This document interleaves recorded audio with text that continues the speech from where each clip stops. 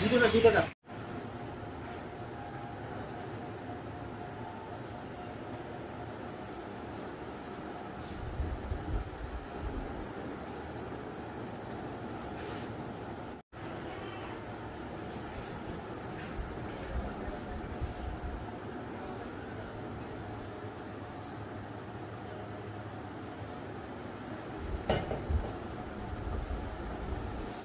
থাকা সত্ত্বেও পশ্চিম বাংলার মহিলারা আজকে যেভাবে ধর্ষিতা হচ্ছে, লাঞ্ছিত হচ্ছে, বঞ্চিত হচ্ছে, সারা পশ্চিম বাংলা জুড়ে যেভাবে আন্দোলন সংগঠিত করছে মহিলাদের অধিকারের দাবিতে একটি ডেপুটেশনের আয়োজন করা হয়েছে।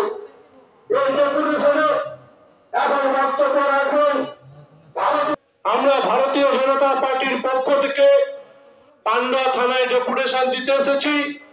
তার কারণ উত্তর দিনাজপুরের কালিয়াগঞ্জ